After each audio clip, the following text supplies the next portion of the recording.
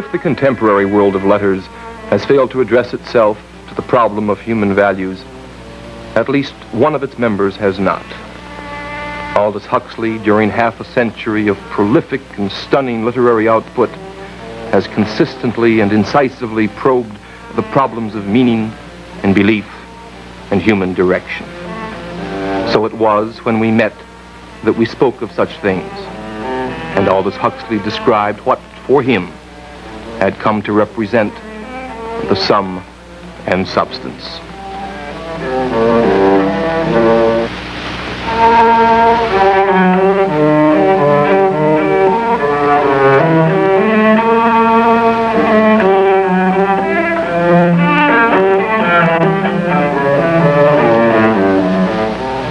Whether one makes contact with Aldous Huxley through his writing or in personal conversation, the impression that comes almost immediately is that of a uniquely versatile, omnivorous intellect, constantly searching and probing with a clean, cold incisiveness. He has been a Western writer who, even as he looked at life with an Eastern perspective, measured it against the backdrop of contemporary science. On the afternoon that we met and talked, I asked him what was basic and substantial in a man's life. I asked him if he could point to specific values and meaning which for him were enduring and veritable. Well, I think I would want to say that the two essential and important and indispensable things are, first of all, intelligence in the widest possible sense of that word, and goodwill, or in the old-fashioned word, charity, love. I mean, these two things have to go hand in hand, because intelligence and knowledge without goodwill and charity are apt to be inhuman, and goodwill and charity undirected by intelligence and knowledge are apt to be either impotent or misguided. So the two have to go together. The intelligence factor, is this a very inclusive thing for you?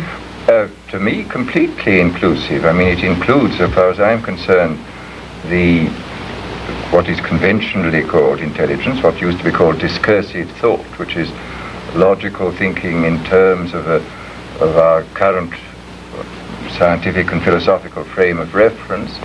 But it also includes, so far as I'm concerned, the intelligence in the sense of general awareness, of an awareness, so to say, on the non-verbal and non-conceptual level. I mean, we have to have both.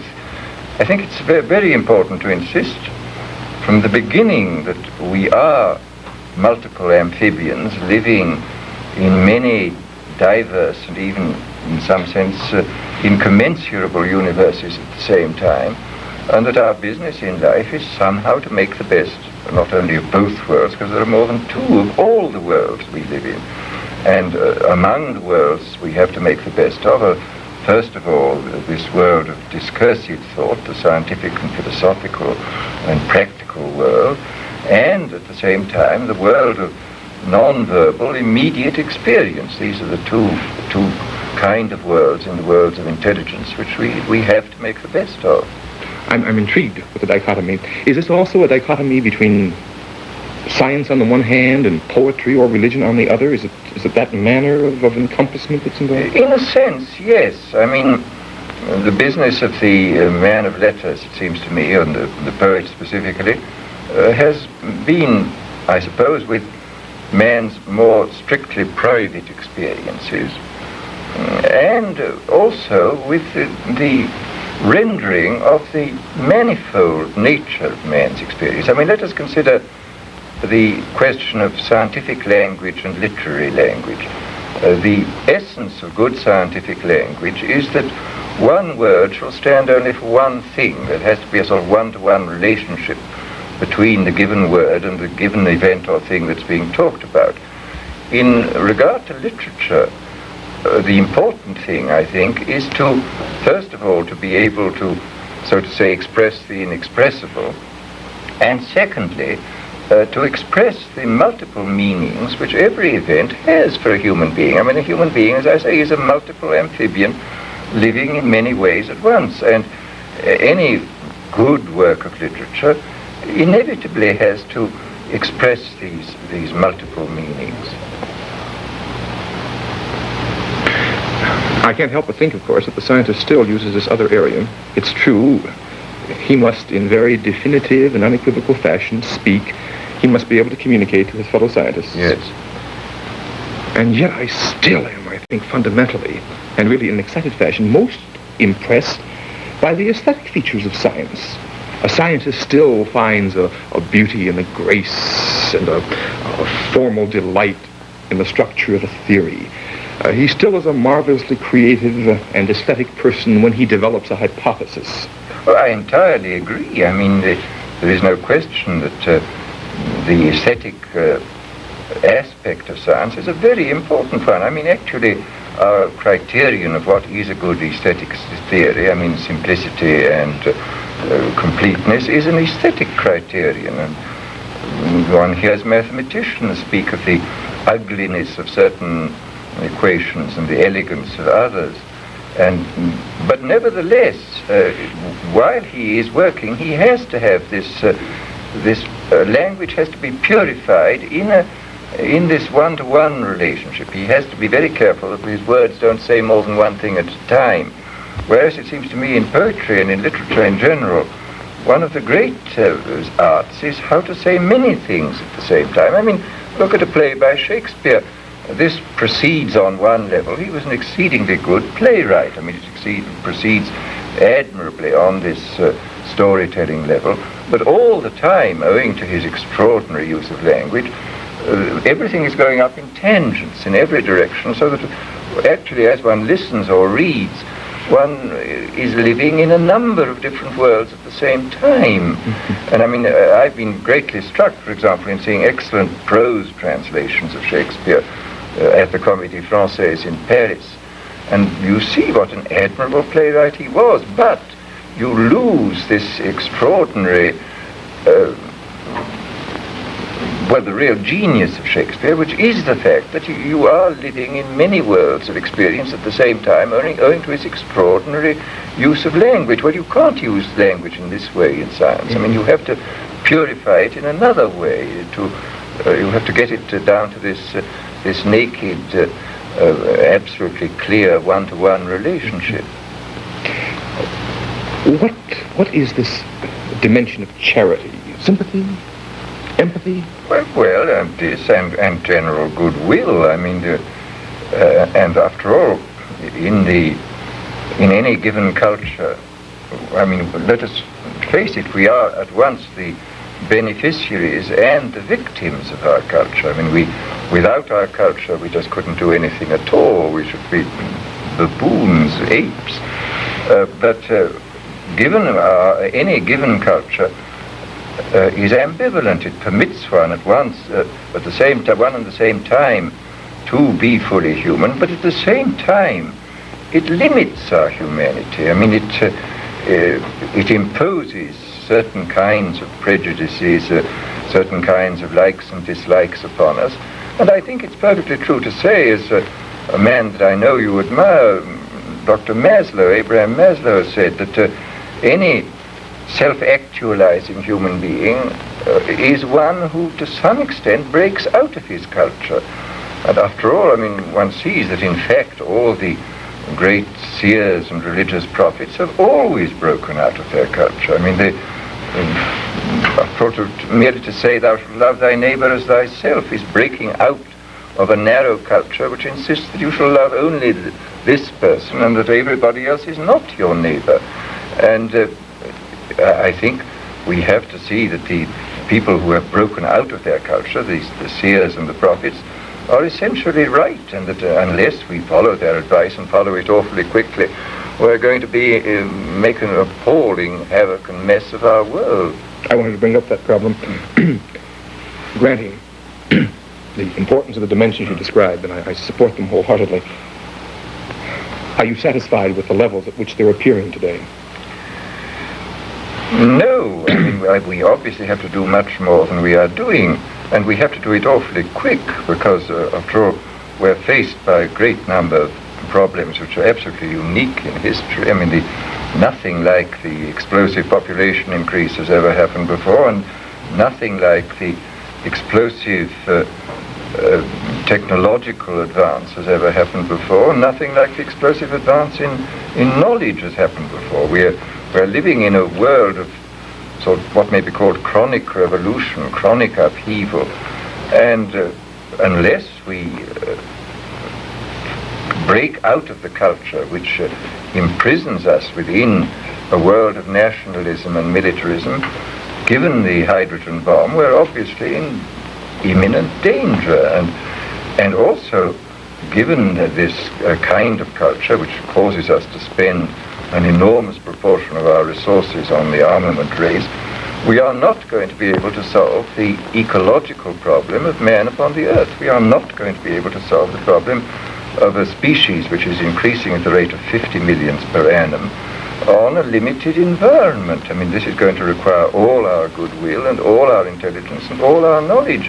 And if we spend a great deal of our energies on something else, we're not going to be able to solve the problem.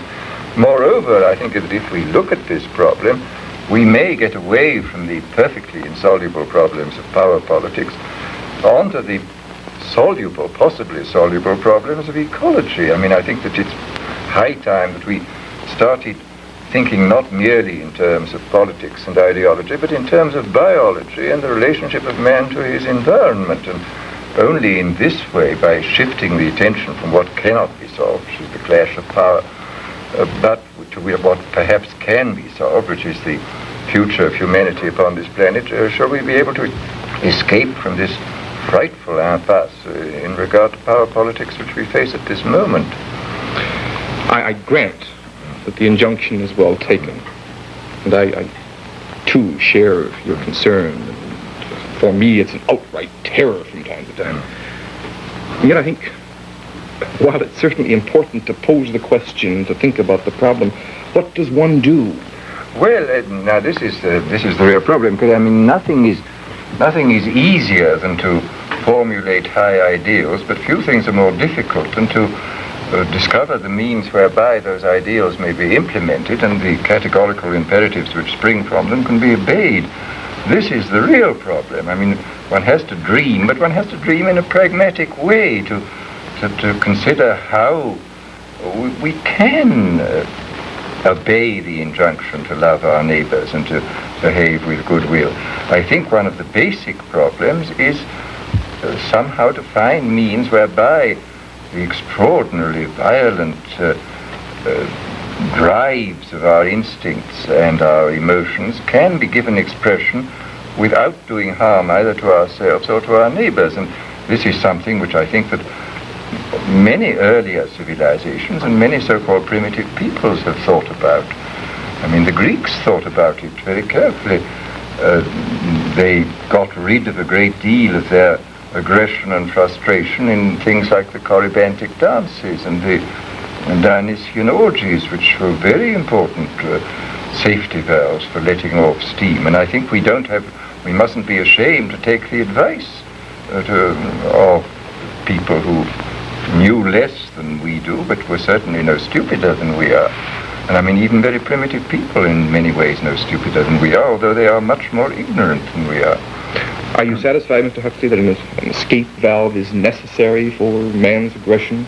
I'm quite sure it is, because after all, look, merely preaching to people doesn't have much effect. People have been preaching for an awfully long time, and we're still very much where we were. I mean, come back to the Greeks, which did more good. Did the preaching of Plato and Aristotle do more good than the corybantic dances, I mean, which were sacred to the Great Mother? I would think that on the whole, and both were necessary, but I should think that the Greeks owed whatever sanity they had more to the corybantic dances than to the preaching of their philosophers. But this is perhaps a heretical view. This suggests, of course, possibly a rather widespread series of techniques that should be embraced by the culture and become institutionalized to provide this. I'm at a loss of knowing what this might mean, though, or what form it might take. Well, it certainly can't take exactly the same form which is taken in primitive and earlier civilizations. The possibility is attractive, though, I must But admit. I think there are many things that we can do. I mean, I can't go into this moment, but there seems to me there are therapeutic methods. In fact, I've seen them practiced. I happen to have seen them at a very close range, because my wife happens to be a psychotherapist and makes use of some of these procedures, and they work, and they correspond very closely to what one sees in the anthropological and historical literature of the past, on a much larger scale, of course. I think these things do work, and I think without any question it doesn't pass the wit of man to see how these methods could be applied on a fairly large scale in education on every level, from the kindergarten to the PhD. There are educational possibilities in this, then? I think so. I mean, I hope so, because otherwise I don't know what we're going to do. Well, this is my concern also. I certainly see psychotherapeutic possibilities, but it's so long and so slow, and there are just so many people, and as you suggest, not much time. Well, of course, this is, I do think, the gravest problem. I mean, I think our space of maneuver at present is very small. I mean, look at what is happening to the underdeveloped countries. The pressure of numbers upon resources is so great that, as Mr. Eugene Black of the World Bank recently says, it seems quite unlikely that many of these underdeveloped countries will ever be able fully to industrialize, because all their resources will simply have to go into feeding the new generation as it appears year by year. And they will never be able to stand back far enough to be able to industrialize, and that it will be like the parable of their development will be the parable of the Red Queen in Alice Through the Looking Glass. Remember that Alice and the Red Queen ran like mad, and at the end of a long period of running they found they were standing in the same place. And the Red Queen said, yes, in this country you have to run as fast as you can to stand in the same place, and to get somewhere else you have to run twice as fast as you can. And this, unhappily, is the situation, I think, of many of the underdeveloped countries at this moment. This is the tragedy of our world, and unless we do something extremely rapidly and extremely efficiently about this, we're going to be in the gravest trouble.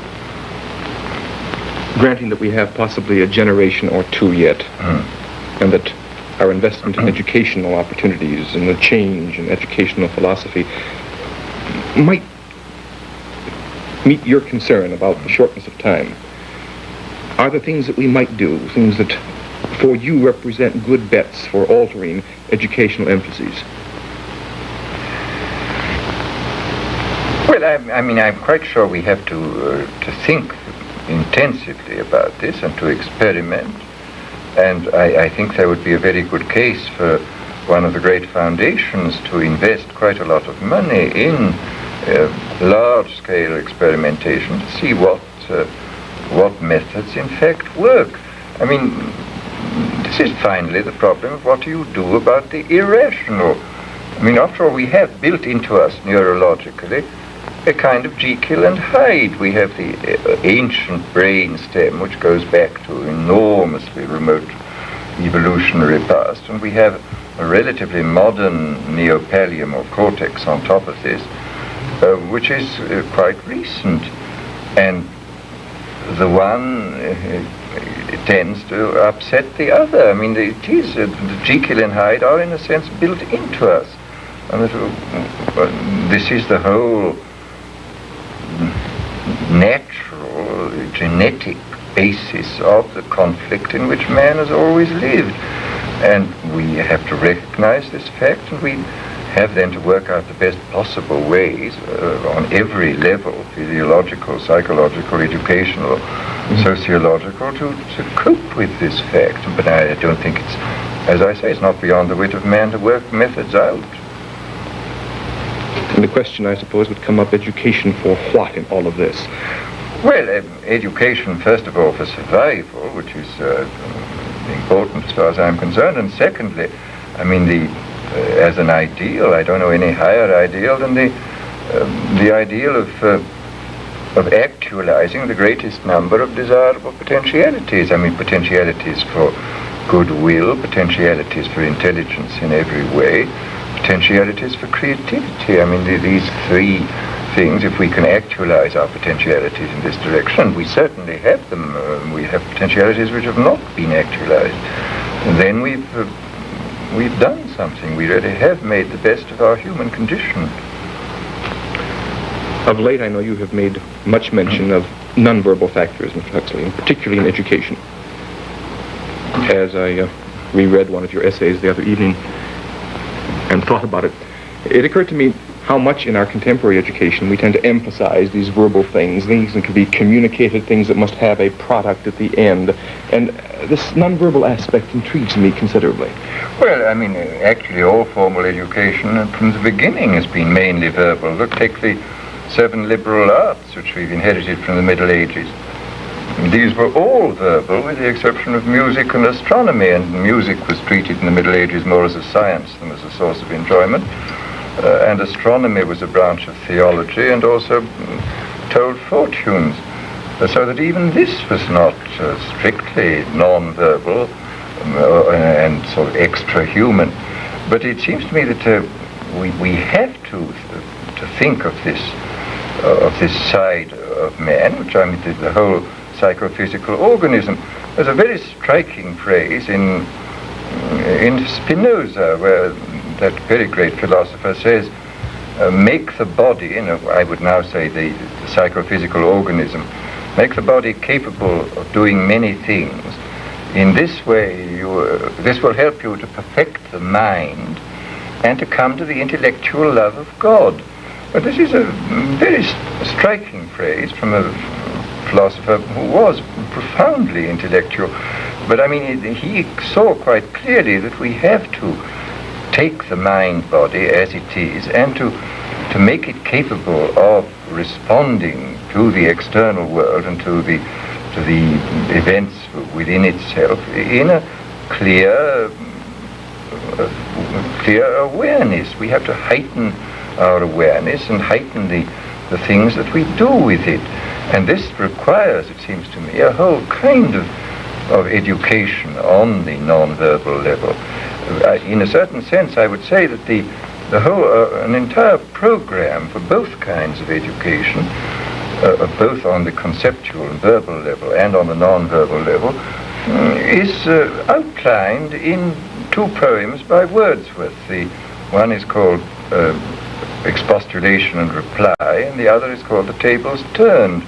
In the first poem, Wordsworth, William is sitting on a stone by the side of a lake, and his friend Matthew comes to him and says, "Why do you spend all your time sitting here? Why aren't you reading your books?" And he replies that there is, besides reading books, there is a kind of wisdom which comes to man through what he calls a wise passiveness. He says, the eye it cannot choose but see, we cannot bid the ear be still. Our bodies feel where'er they be, against or with our will.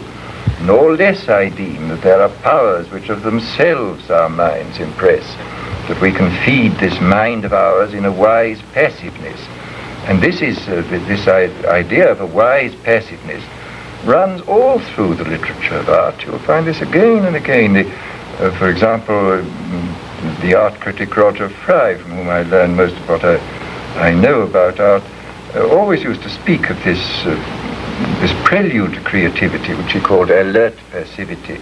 And this comes again and again in the literature of art, and it comes again and again in the literature of mystical religion, the necessity of being passive and receptive as well as active. I mean that we must somehow learn to move back and forth between a wise activity and a wise passiveness. We must be able to take in order to be able to give out. The great mystic Meister Eckhart says, what I take in by contemplation, I give out in love.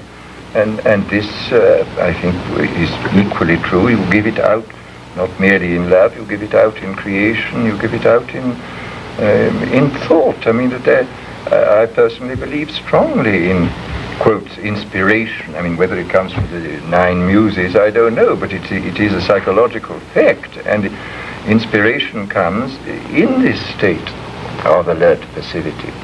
And we have to cultivate it. And again, it doesn't pass the wit of man to see, to find out ways in which something can be done in relation to quite small children, and that they should learn to do these two things, to use their conceptual mind and be receptive.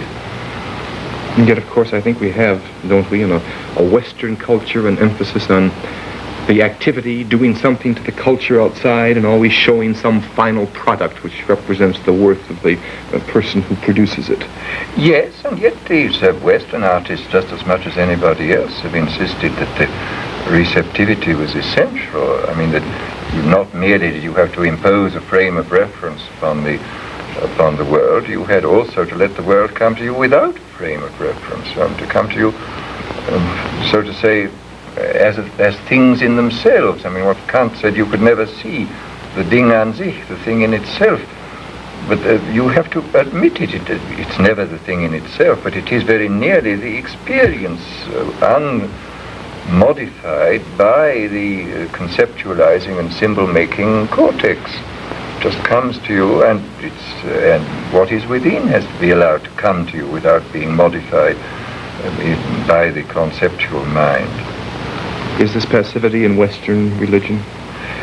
Certainly in the mystical tradition, it's very strong, I would say. I mean, you find it throughout the great medieval mystics, you find it throughout the 17th century mystics, you find it in the great English mystic of the 18th century, William Law, and you find it, of course, in the Quakers, I mean, who have probably more than any Protestant denomination been concerned with this alert passivity. After all, the whole business of the Quaker silence is to create circumstances in which alert passivity is possible, and in which something can come through from the deep mind, or from that which lies beyond the deep mind.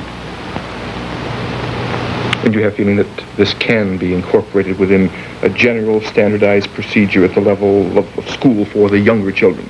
I don't know why not. I mean, at present it would be a little difficult, but as I say, we can do whatever we want. I mean, we're not fools, and we have plenty of resources at our disposal. We just have to be aware that this sort of thing is very important in order to work out the means whereby this kind of ideal can be implemented. I thought only that our prevailing concept of togetherness was so contradictory to what you're suggesting. Well, but after all, the Quakers are together in silence. I mean, can't we ever keep our trap shut for a little bit? I mean, there are two indispensable things: intelligence and goodwill. Intelligence without goodwill is apt to be inhuman, and goodwill without intelligence is impotent. The two must go together. Such was the way that one man in the 20th century came to view his universe. This man, Aldous Huxley.